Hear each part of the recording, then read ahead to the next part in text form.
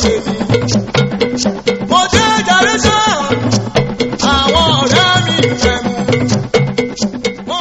Inú mi dùn nígbà tí mo gbóhùn orin wọn.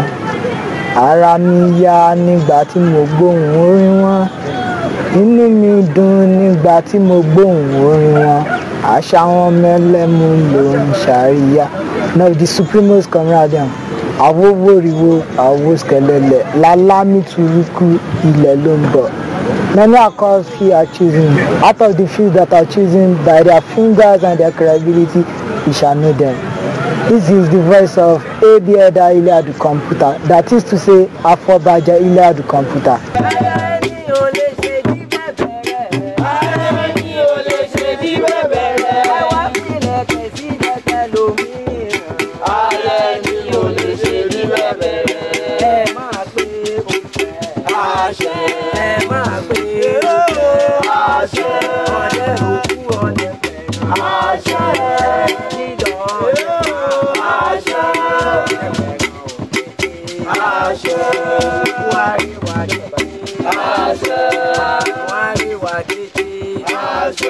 Kegite Club is a socio-cultural club which promotes African culture.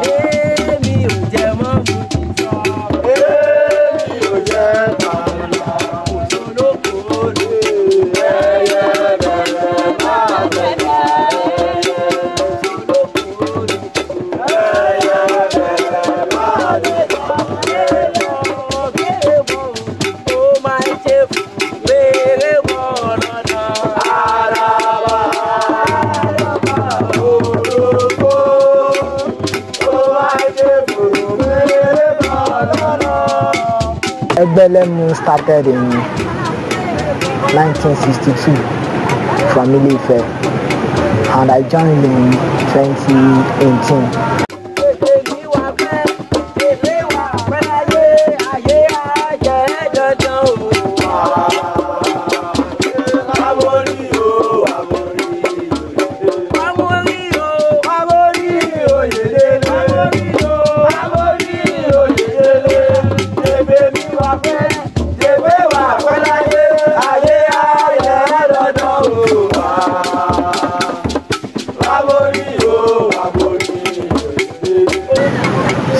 Reason tí mo ṣe join Kegite Club ni wípé ìgbà míì tí mo bá kàn wà nínú school tí mo bá lọ mi kì í mọtí mi kì í gbé ọmọ or something like that, so kí ni èmi náà wò pé kí mo lè fi máa refresh ara mi. Mo kàn kọjá nínú school jọ yẹn bá rí àwọn tó wọ́n wọ agbádá tán ṣe gbogbo ẹ̀ wọ́n ṣàánú mi wọ́n jọ ẹgbẹ́ òtún lélẹ̀ òkè mo súnmọ́ wọn ní Kegite Club.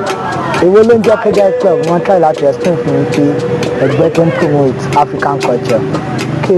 Wọ́n ṣe sọ́njẹ́ yẹn mo ní interest pé ẹgbẹ́ tó sì lè máa promote African culture pẹ̀lú nǹkan tó ń ṣẹlẹ̀ ní country wa lọ́wọ́ báyìí tó yẹ pé ẹlẹ́yàmẹ̀yà inú mi dùn. So mo súnmọ́ wọn àjọ ṣeré ṣe gbogbo ẹ̀ńjọ́ yẹn mo rí pé kì í ṣe ẹgbẹ́ jàgídíjàgan torí ẹgbẹ́ tó ti ṣòro láti join sí mo rí pé ẹgbẹ́ tó tún fúnyàn láǹfààní láti lè kàwé dáadáa ṣe ìgbélé ẹ̀. So mo join ní 2016 yẹn wọ́n transform mi nígbà kan initiation ni wọ́n máa ń pè but gbà tó ti jẹ́ pé àwọn ọmọ ẹlẹ́gbẹ́ òkùnkùn àwọn náà ń lo initiation so wọ́n ní ká máa pè ní transformation so wọ́n transform mi ní 2019 yẹn bí mo ṣe bẹ̀rẹ̀ tí mo ṣe di ọmọ ẹgbẹ́ lẹ́nu yẹn.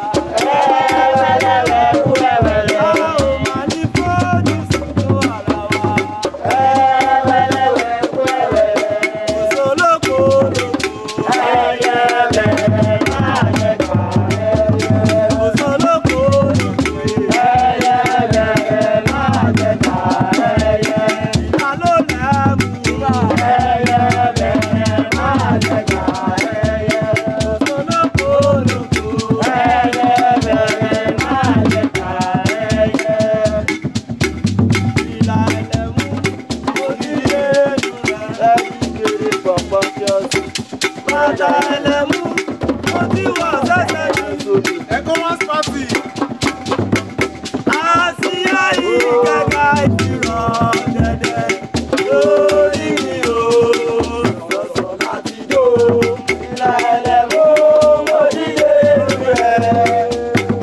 For me to join Kegite Club, I have a role model, which is the present AB chief. Only role model. Maybe we should join ẹgbẹ́ wọn mo rí láàrin gbogbo wọn dápò ló fẹ́ yọ̀ǹgì jù lọ mo wá wò pé wá ẹni tó yọ̀ǹg tó dẹ̀ kàn báyìí tó wà nínú ẹgbẹ́ yìí. Then bá a ṣe bí mo ṣe join wọn mo rí pé ìwà ẹ̀ ó bá ti tèmi mu ó ní passion fún ẹgbẹ́ yẹn kì í ṣe oníjàgídíjàgan. Mo rí pé I want to be like this guy. So ó ní respect ó ní gbogbo mo rí pé mo gbọ́dọ̀ mo like ìwà sí ọgbẹ́.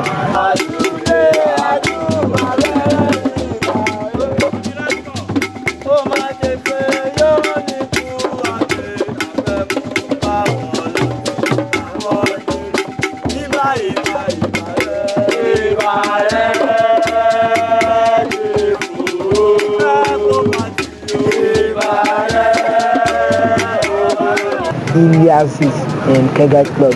Ilias mean branch, our branch Kegite ni. So Kegite Club ó wà ní káàkiri àgbáńláyé kì í ṣe Nàìjíríà nìkan ló wà.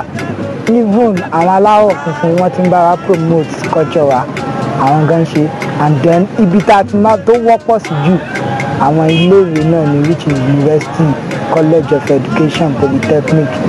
Àwọn ibi tí Iliasis wá pọ̀ sí jù nìyẹn.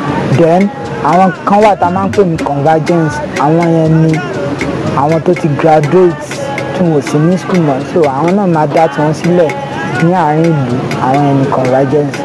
So a ní àwọn baby Ilias yẹn ní school tó yẹ pé bóyá wọ́n ṣẹ̀ dá sílẹ̀ ni so àwọn ọmọ ẹgbẹ́ ò tí pọ̀ níbẹ̀ kó tó di pé wọ́n máa di Ilia gangan wọ́n á bẹ̀rẹ̀ látòrí baby Ilia ni so bẹ́ẹ̀ káàkiri àgbáńláyé a ní Indian a ní UK àwọn Iliasis wá káàkiri àgbáńláyé báyẹn.